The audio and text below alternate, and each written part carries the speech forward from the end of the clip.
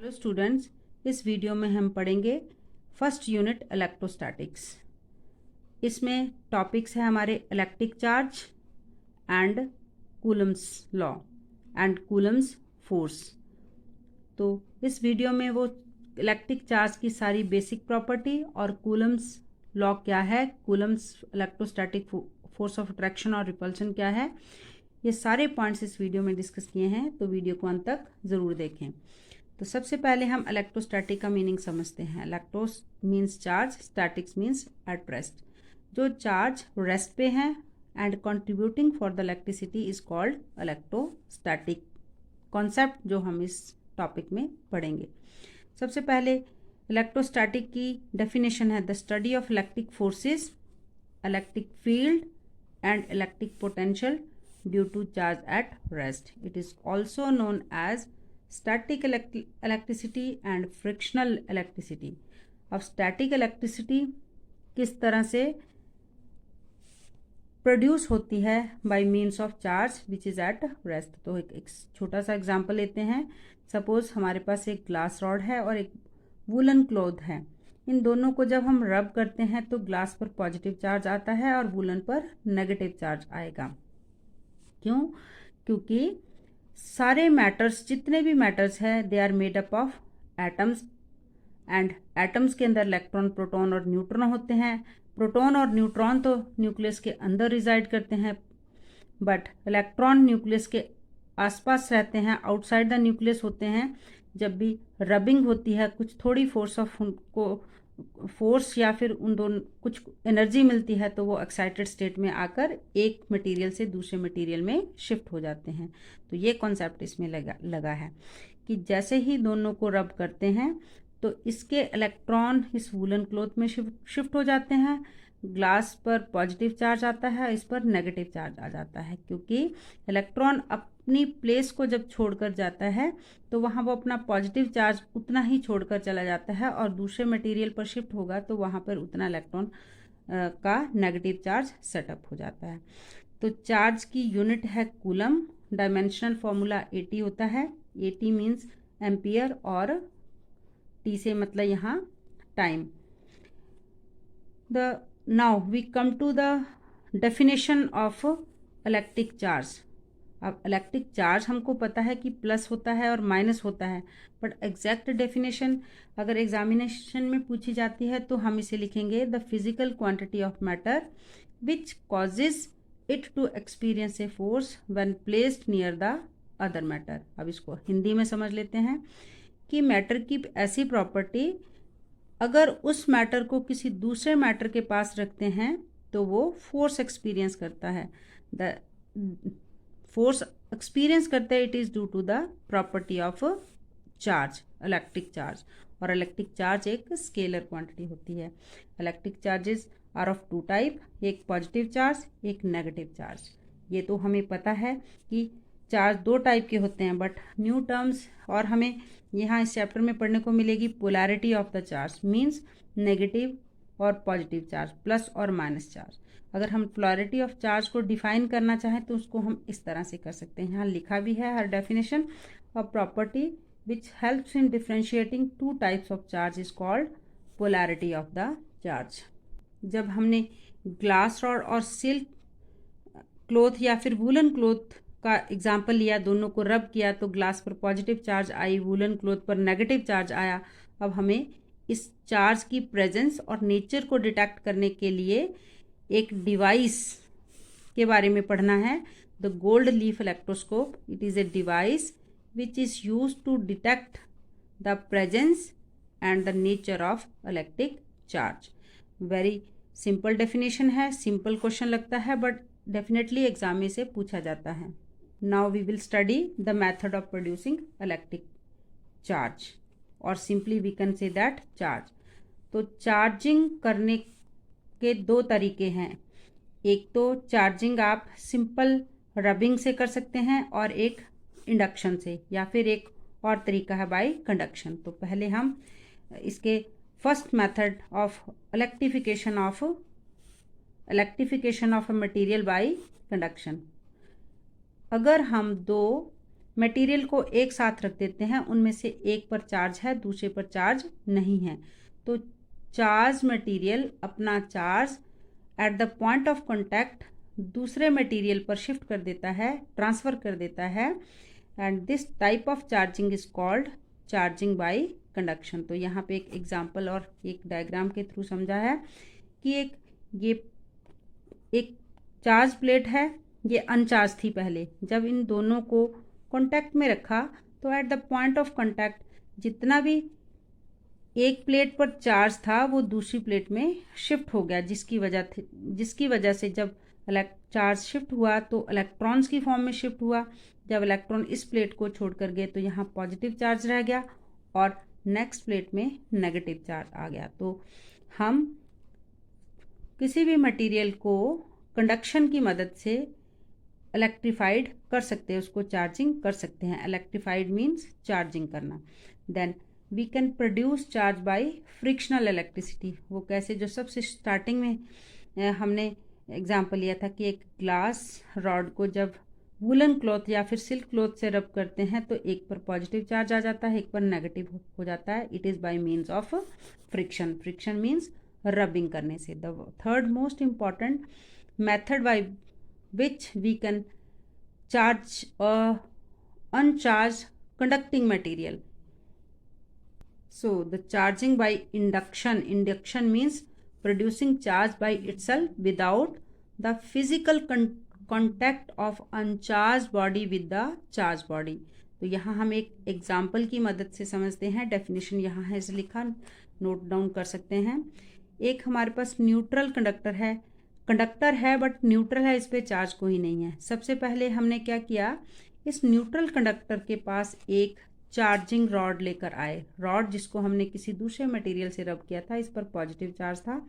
जैसे ही हम इसको अनचार्ज मटेरियल के पास लेकर आए तो इसके अंदर के जितने भी इलेक्ट्रॉन इस पॉजिटिव चार्ज की तरफ को अट्रैक्ट हो गए और उसके दूसरे एंड पर पॉजिटिव चार्ज आ गया और इस एंड पर जो ग्लास रॉड के पास है वहाँ नेगेटिव चार्ज है। ये जो इस कंडक्टर जिसको हमें चार्जिंग करना है उसमें जो चार्ज डेवलप हुआ है उसको हम बाउंड चार्ज कहते हैं। एंड फिर हमने इस जो material undergoing the process of conduction, उस मटेरियल को मोमेंटरीली हमने ग्राउंडिंग कर दिया, उसको हमने ग्राउंड से, अर्थ से कनेक्ट कर दिया। जैसे हमें पता कि अर्थ हमारी एक बहुत बड़ा सोर्स ऑफ एक्सेप्टिंग चार्ज है, जितना भी चार्ज होता है वो सारा अर्थ के अंदर चला जाता है। एंड नाउ इस एंड पे जो पॉजिटिव चार्ज था वो धीरे धीरे सारा का सारा चार्ज अर्थ में शिफ्ट हो गया, यहाँ सिर्फ नेगेटिव रहा, पर ग्लास रॉड को हमने इसके कॉन्टैक्ट में रखा। नेक्स्ट केस में क्या किया कि ग्राउंडिंग जो कॉन्टैक्ट था उसको रिमूव कर दिया और ग्लास रॉड को उसके पास रखा थोड़ी देर के लिए, बट थोड़ी देर के लिए उस पर रखे तो जितने भी इलेक्ट्रॉन्स थे पॉजिटिव चार्ज तो ग्राउंड में चला गया था इसका। अब इस जो अनचार्ज कंडक्टर था उसमें सारा ये नेगेटिव चार्ज फैल गया। मीन्स जो इनिशियली एक न्यूट्रल कंडक्टर था अब वो चार्ज कंडक्टर हो गया bye means of induction. Glass rod इसके टच में भी नहीं आई, इसके कॉन्टैक्ट में भी नहीं आई, बट इसमें फिर भी चार्ज हम प्रोड्यूस करने के केपेबल हुए। तो this type of charge that is produced on the this neutral charge is called induced current because it is produced by itself without the physical contact of charged body. Then the basic property of electric charge है, charge दो type के होते हैं। Like charge एक दूसरे को repel करते हैं, अनलाइक चार्ज अट्रैक्ट करते हैं। चार्जेस को हम रियल नंबर की तरह ऐड कर सकते हैं। इस प्रॉपर्टी चार्ज की इस प्रॉपर्टी को हम एडिटिव इन नेचर बोलते हैं कि charges are additive in nature. And electric charge conserve रहता है, conservation of electric charge because similar to energy. Energy के लिए कौन कंट्रीब्यूट करता है? चार्ज करता है। जैसे एनर्जी को ना तो हम जनरेट कर सकते हैं ना उसको डिस्ट्रॉय कर सकते हैं, बस एक फॉर्म से दूसरी फॉर्म में चेंज कर सकते हैं।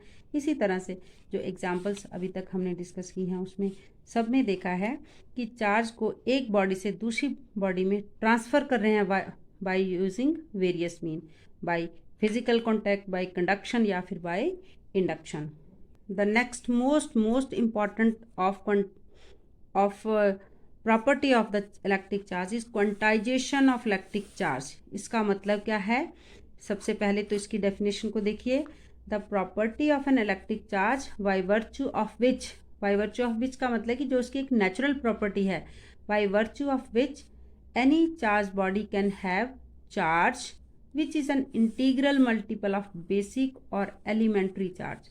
बेसिक चार्ज किस चार्ज को मानते हैं, चार्ज ऑफ इलेक्ट्रॉन। बहुत छोटी क्लासेस से पढ़ते आ रहे हैं कि इलेक्ट्रॉन्स होते हैं, इलेक्ट्रॉन की पर नेगेटिव चार्ज होता है। कितना चार्ज होता है, एक इलेक्ट्रॉन के ऊपर चार्ज होता है 1.6 × 10⁻⁹ कूलम के इक्वल चार्ज होता है। तो इसको हम बेसिक चार्ज या फिर एलिमेंट्री चार्ज कहते हैं। किसी भी बॉडी पर चार्ज है तो इस बेसिक यूनिट ऑफ चार्ज का वो इंटीग्रल मल्टीपल होगा, मीन्स +10 इलेक्ट्रॉन या फिर -10 इलेक्ट्रॉन हो सकते हैं। तो n हमारे पास कोई भी इंटीजर्स हो सकता है, 0 हो सकता है, 0 भी हो सकता है, क्योंकि अगर किसी बॉडी पर चार्ज है तो वो चार्ज बॉडी कहलाती है। अगर उस पर वो कोई चार्ज शो नहीं करती तो हम उसको न्यूट्रल बॉडी कहते हैं, क्योंकि चार्ज और इलेक्ट्रिक चार्ज और any body as a whole is electrically neutral, जो कि बहुत सारे साइंटिफिकली मेथड से ये बात प्रूव की गई।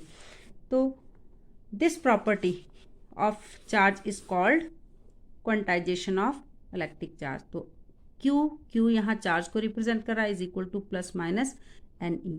मीन्स कोई मटेरियल इलेक्ट्रॉन लूज करेगा तो 1 इलेक्ट्रॉन, 2 या फिर 3 या फिर 10 इलेक्ट्रॉन या फिर 100 इलेक्ट्रॉन लूज कर सकता है। गेन करेगा तो भी वो फिक्स नंबर में, कभी भी कोई मटेरियल 1.5 इलेक्ट्रॉन या फिर 10.5 इलेक्ट्रॉन कभी भी वो एक मटेरियल से दूसरे मटेरियल में शिफ्ट नहीं होते, ट्रांसफ़र नहीं होते। तो basic cause of quantisation of electric charge है, the cause of quantisation of electric charge is electron are always transferred in integral value, means +-NE value के बराबर, from one body to another. Now we come to a very important law, that is Coulomb's law. But Coulomb's law को define करने से पहले हम define करेंगे electrostatic forces क्या होती है। द फोर्स ऑफ अट्रैक्शन और repulsion between two static charge mean charge at rest is called electrostatic force. Very very important definition. और इलेक्ट्रोस्टैटिक फोर्सेस को मेज़र करने के लिए हमारे पास जो डिवाइस है दैट इज टॉर्शन बैलेंस, कुछ इस तरह का होता है। अब हम कूलम्स लॉ और कूलम्स फोर्सेस को डिफाइन करेंगे। Suppose we have a two charge Q1 and Q2. They are lying at a distance r from each other. The force of attraction between these two charges is directly proportional to product of their forces, and these forces are inversely proportional to the square of distance. जब इन दोनों points को हम combine करते हैं तो F is equal to Q1 Q2 upon r² हो जाएगा। अब कांस्टेंट ऑफ प्रोपोर्शनलिटी को हटाया तो K आया। Here K means 1/4πε0 Q1 Q2 और r²। अब एक नया सिंबल देखने को मिला यहाँ, इसको बोलेंगे हम ε0। ε0 की वैल्यू होती है 8.854 10⁻⁻12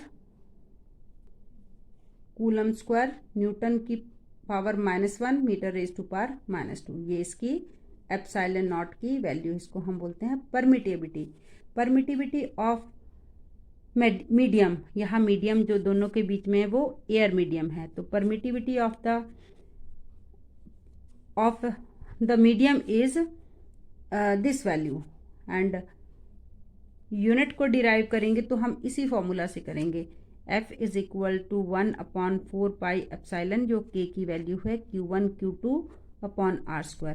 तो एप्साइलन को हम फोर्स की प्लेस पर ले गए। 1/4π की कोई वैल्यू नहीं होती, कोई यूनिट नहीं होती, because it is a fix number की कोई यूनिट नहीं होती। और F हमारे पास आ गया इसके डिनोमिनेटर में, Q1 और Q2 के डिनोमिनेटर के। चार्ज को coulomb into coulomb upon r² means मीटर² और न्यूटन। तो C की पावर 2 मीटर न्यूमरेटर से डिनोमिनेटर किया तो -2 एंड न्यूटन 1। तो ये डिराइव क्यों मैं इसे कर रही हूँ, क्योंकि it is a very very important और इसकी हमेशा यूनिट को पूछा जाता है एग्जाम में और इसकी वैल्यूज़ को भी पूछा जाता है।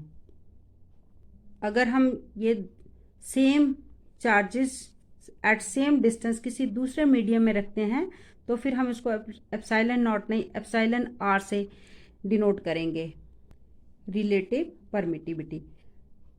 अगर इन दोनों ही चार्जेस को पहले आपने एयर में रखा तो उसके लिए फॉर्मूला आया फोर्स का, F is equal to Q1 Q2 upon r square 1/4 pi epsilon naught value है K की। और सेम चार्जेस को सेम डिस्टेंस पर अगर हम किसी दूसरे मीडियम में रख देते हैं तो उसकी फोर्स को मेजर करेंगे FM, ये M सब्सक्रिप्ट यूज कर लिया। इट मीन्स कि force between these two charges in air to the force between these two charges in the other medium is called relative permittivity। ये आपको इस फॉर्मूले से रिलेटेड क्वेश्चन आपको पूछा जा सकता है एग्जाम में। One more important point to be noted, 1/4 pi epsilon not को पूरे को सॉल्व करो तो 9 × 10 की पावर 9 वैल्यू आती है newton metre square coulomb raise to power -2। तो इसका बहुत ध्यान रखना है। 1/4 पाई एप्सिलॉन की वैल्यू के लिए हमें इसे बिना कैलकुलेट किए ऐसे ही याद रखना है और यूनिट को याद रखना है और एप्सिलॉन नॉट की वैल्यू को और उसके यूनिट को भी याद रखना है। This is a very very important point to be noted down. Now what are the characteristics of electrostatic force और कूलम फोर्स की कैरेक्टरिस्टिक्स क्या है? सबसे पहले तो कूलम फोर्सेस सेंट्रल फोर्सेस होती हैं। दोनों फोर्सेस अट्रैक्टिव और रिपल्सिव, दोनों ही फोर्सेस सेंट्रल फोर्सेस होती हैं। They acting along the line joining the centre of two charge body. And second one, the Coulomb's forces are spherically symmetric. Suppose ये एक charge है तो अपना ये इसका जो इलेक्ट्रिक फील्ड बनेगा वो स्फेरिकली सिमेट्रिक होती है। रेडियली वो चार्ज जो है वो अपना इफेक्ट बाहर की तरफ को शो करता है। अगर वो पॉजिटिव है, अगर वो नेगेटिव है तो वो अंदर की तरफ रेडियली अपना इफेक्ट शो करता है इस तरह से। It is a inverse square law because फॉर्मूले से हमें पता चल गया F is equal to 1/4 pi epsilon naught Q1 Q2 upon r square, means F inversely proportional to 1/r square. And जो कूलम फोर्सेस होती हैं वो अट्रैक्टिव भी होती हैं और रिपल्सिव भी होती हैं। And the last and very important characteristics of Coulomb force is Coulomb forces are not affected by the presence of other charges। Suppose दो चार्ज पड़े हैं, इन चार्जेस के बीच में अगर कोई दूसरा चार्ज आ जाए तो इन दोनों के बीच में जितनी फोर्स ऑफ अट्रैक्शन है वो तीसरा चार्ज उसको बिल्कुल भी इफेक्ट नहीं करेगा। So this is all about these two topic. नई अगले वीडियो में जो बाकी के टॉपिक बचे हैं वो डिस्कस करेंगे।